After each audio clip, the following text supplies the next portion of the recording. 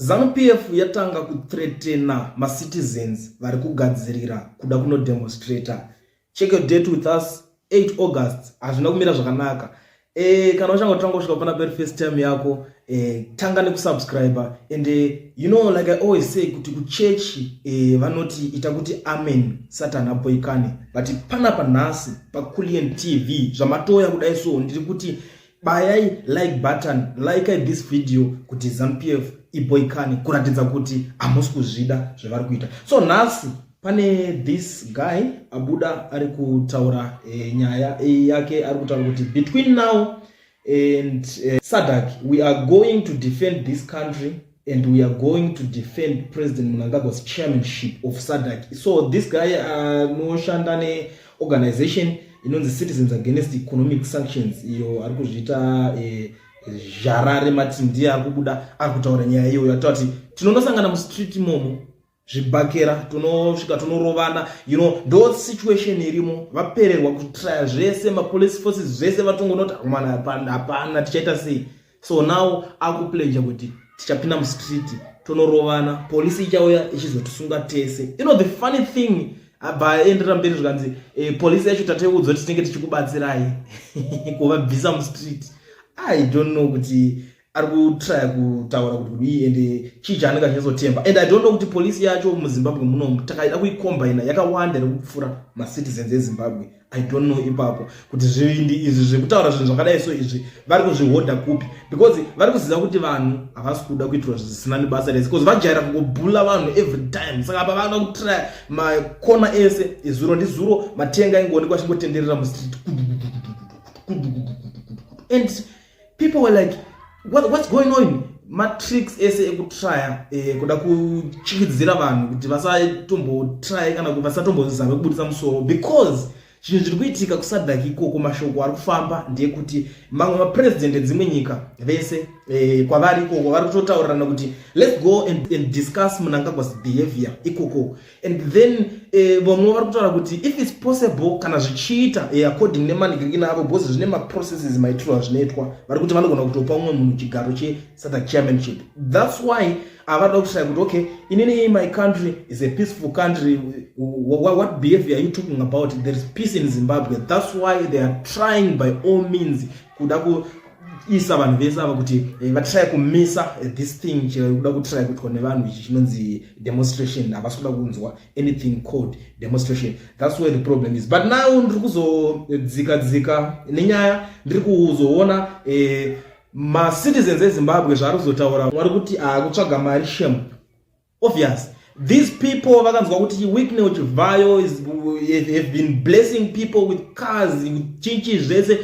Now they are trying by all means kuti vabudikire iko zvinezvi votaura kuti we are going to defend this. Izvozvo muchatozonzwa pakutotonzonzi vachadai so ndida kuvatengera chakati chakati.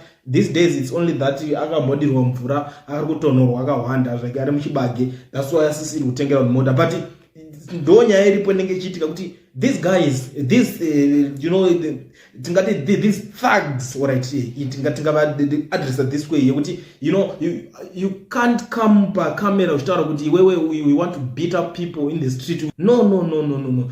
The problem iripo ndeyekuti these people they want money. That's all, money. Vakanzwa kuti these guys they are living luxury life, they are overspending taxpayers money. Saka the best way is to join them, tivabatsire kungeta zvavari kuda vazotipawo something. That's it. Because pasina mari I don't think kuti pane munhu changangoendera kunobatsira nevanhu kuti vaite zvinhu zvaari kuningirira. Umwe ari kuti he is crazy mudaro. Umwe ari kuti full support Jarare Martin and Citizens Against Economic Sanctions and their stand against protests during the SADC summit.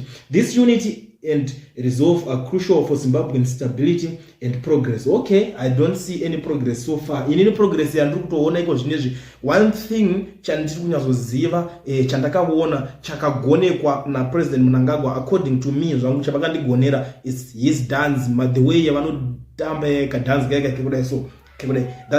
That's it. Ndo chinchega chandakangoona chavakangondigonera inini zvangu so far. But I don't know kuti vamwe vanogonera pa, because we are different, tinobva kwakasiyana and tine exposure dzatinadzo dzakatosiyana nezvinhu zvetine tichitarisira zvagonekwa zvinenge zvakatosiyana. So uyu ari kutaura zvake, it's fine. Umwe ari kuti mugwere kune mugwere anotaurira vanhu kuti uri gwara here.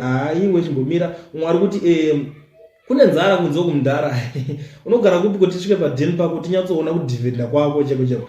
Exactly, vanhu vekuti vakuda kutraya kupeshedzera vamwe because they know kuti kune vamwe vanhu vekuti vanenge vachinyatsodzvigona vataure, so vakungotraya kusumuka kunopeshedzerawo vanhu ngoti angoonekwa ndi ataura something on camera. If you look at him very well, mutarisa chacho kunotsomuti chibhakera one bar anodonha pasi ende amuke. It's just drama yaari kuita on camera. If you look at him very well, ndozvekutaura kuti aiwa haakana mwari kuti fuza rakadhakwa hamutoriro vakublema madrugs kuzoona mwari kuti who can fight paakamira ipapapa. Aiwa takatyora tumabhonzo. Okay, mwari kuti which Zimbabweans is he talking about on behalf? Because as far as I'm concerned, he is alone. They are saying such nonsense law. They want to use the whole Zimbabweans when it benefits them. You see, no problem.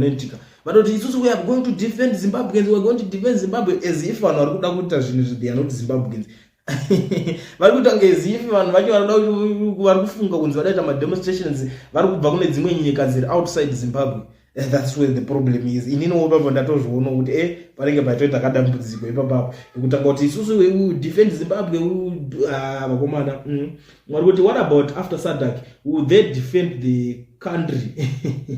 Mwari kuti he's talking with ama2K, that generation yekuti inogona kuti kukwata ichiti kwete isusu takabva kure takaona gukura hunde chiitika chinchi hatizviterere hatizvinzwisisa hapana kusiri kufa. Okay, mwari kuti he can't even balance by himself and he wants to pick a fight.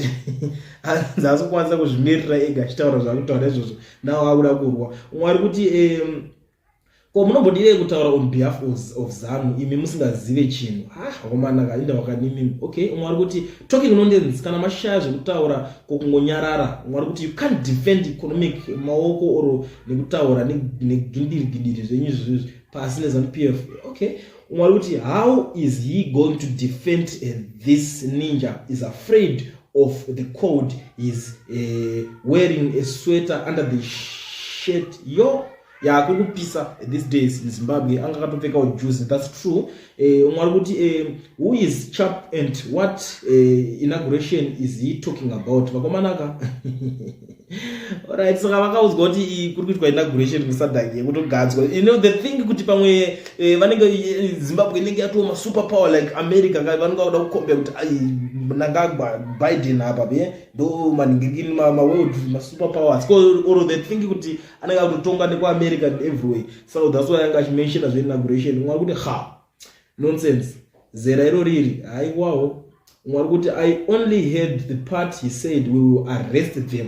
They are the army, they are the police and the intelligence.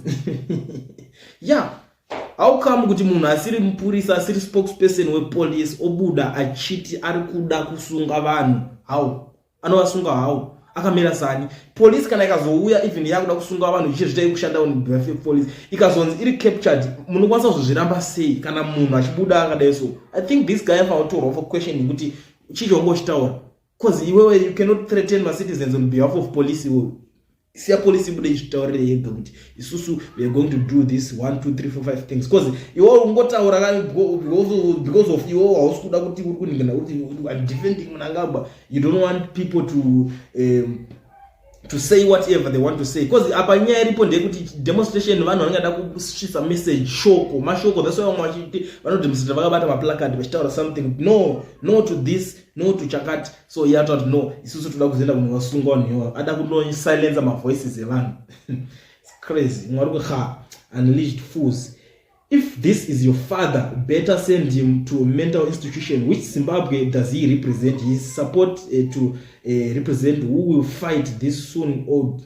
It's not about SADC or Mnangagwa. It's about reclaiming our independence and sovereignty, which was denied us at Lancaster House in 1979 by cancelling the Lipet concession by King Lobengula. That's what is at stake. You should defend. Okay, it's a rotational position. Martin ED is going to be the next chair. Please save your breath. Go see Victor for aqua ndonyaya yemaaqua yatatichambotaurai kuti kuzi vamwe vanhu vari kutamira kuti okay, let me do this for ZANU-PF, ndikashandawo hard ndokona kuzopuwawo kamota, kuna vamwe varume kuti havakwanisa kunyatsozvishandira chaizvo vanoda kumirira kunopuwa something neZANU-PF. That's how they are. Hapana zvokuti mungatombowachinja. Umwe ari kuti anopenga uyo strategy yake iyo yekutsvaga mari, anodefenda akamira sani. Section 59 of the Constitution is very clear. People have the right to peacefully demonstrate. Ndo mashoko arubudo nevamwe vane dzinotidhonzei. Mwari kuti another madman vomiting nonsense. Okay, this dumb old man doesn't even have a pension. Mwari kuti in Zim no one has the time and guts to go in the street and protest already. We are busy looking for money kuti tirarame tomboita nguva yeprotest so that we can get arrested. No. Okay, mumwe ari kubudisa pfungwa dzake dzeugwara ari kuti iye akwanise kunikina, but inini hate munhu anotaura kuti achiti we it's better pamwe pacho kana uchiona kuti iwewe unotya, it's better kuti ungoti I so that unongochitaura wakazvimirira, not kuti uri kutaura on behalf of vamwe vanhu or on behalf of maZimbabweans. Iyoyo inotori era inoda kugadziriswa kuvanhu vakasiyana siyana vanenge vane ugwara hwavo. Mwari kuti it's enshrined in the Constitution to protest just like him as the leader of rhetoric, anti-sanctions, nonsensical thing. Mwari kuti this guy inviting violence publicly, yet the police won't do anything about it. Exactly. Ndo mamwe macases aripo kuti aritonikirina violence. If violence aritotaura anofana kutotorwa for questioning, like I said before. And chinotoitika ndechekuti vanhu vakaita kana sana Bishop Kevin Nyamakanga akatorwa achinzi iwewe wotaura kuti unoda kunodemonstrate, unoda sei, ndo problem nyaya yakatorerwa. This guy ari kutotaurawo the same kuti tichatoenda mustreet tonorovana nevanhu. It's part of violence. Saka anofana kugara atorwawo futi kana pari kuitwa zvinhu zviri fair. Anofana kutorwa kutotaura kwaatoita ikoko kana polisi iri kunzi ndo zviri kutorera vanhu iye atove mugroup revanhu ivavo, ipapopo panofana kungoongororwa ende panofana kuitwa follow up kuti zvionekwe kuti zviri right. Mwari kuti delusional vene wholeheartedly defend corruption and tyranny, yet it is our children and the youth who will ultimately bear the brunt of their actions, facing a further devoid of promise. Nevertheless, the people of Zimbabwe will reclaim their nation from this nonsense. Shame. This is a guy, just another poor man begging for crumbs. Maybe someone should make this his misery. There is in South Africa. Don't play, all right. Don't say people of Zimbabwe. Be specific on whose behalf you are talking. Yeah, sometimes it's very bad. So we are going to defend people of Zimbabwe. You just go straight to the point because you are not defending Zimbabwe. You are defending Mr. Mnangagwa. You just come out straight inini on behalf of Mr. Mnangagwa. I'm going to defend him this way. Kutivide kuchewa sadak. No, pane purpose yake. Kote udanyobera kurasa nyaya uchi wanda nima Zimbabweans. Chiti nyika yedu. Esifu wanocho mune mchirwa nawa wasima Zimbabweans. Anditi tukuti pasi futi ne violence ngambo no question wa mani muno. Mwari kuti is just another one twerking for his 200 zig. Don't take these retards seriously, okay? Mwari kuti which state is called SADC? Do mashoko andiri kusangana nawo akubvunzwa nevanhu vakasiyana siyana. Guys, ndo nyaya iripo. These people they are now threatening kuti vada kujoinawo ma-streets. Ndo nyaya hombe iripo. Varoda kupindawo ma-streets, vanorovana nema-protesters nevanhu vese vari kuda kuprotesta against, vada kudemonstrate against the Mnangagwa regime. So this guy ari kubuda achitaura kuti tichasangana mu-street imomo ende ticharovana. Ndo situation iripo, ndo mashoko atiri kutambira panapa ari kutaurwa nemunhu. Ameno muri Zimbabwe nyaya iyi imimi makaitarisawo imimi munoionawo sei?